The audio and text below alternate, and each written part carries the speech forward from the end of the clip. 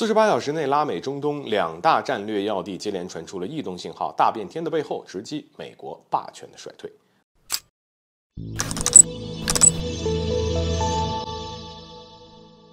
大家好，欢迎来到赵太观察室。为什么美国四处挑事儿，靠战争谋利，却依然阻止不了霸权衰退的趋势呢？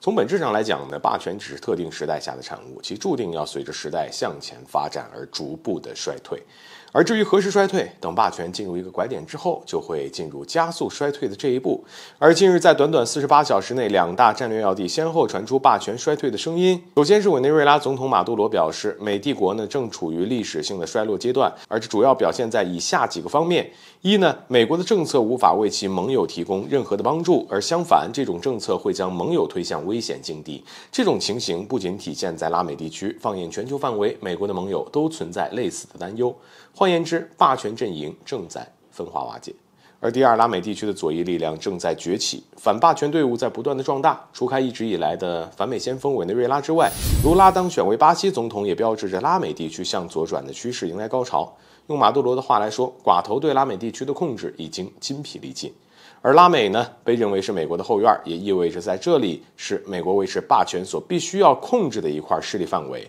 其重要性是不言而喻的。后院一旦掀起了反叛浪潮，那美国本土的防线必然会受到威胁，而这也将会对霸权造成冲击。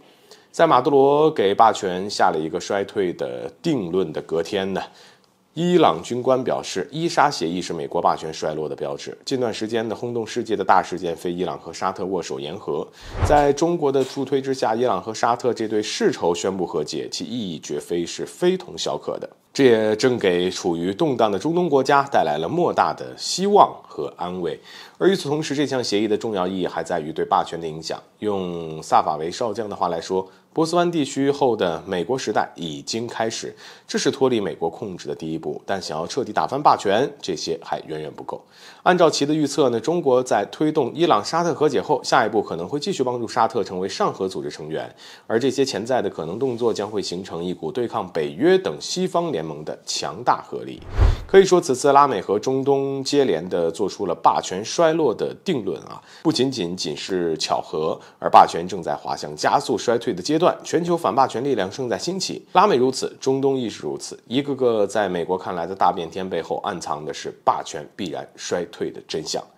别看美国现在还这么嚣张，他们的底气正在被一点点的掏空。等到全世界彻底掀起一股反美浪潮后，美国或许才知道什么叫为时晚矣。好了，本期节目就到这里，欢迎点赞、转发，留下你的精彩评论。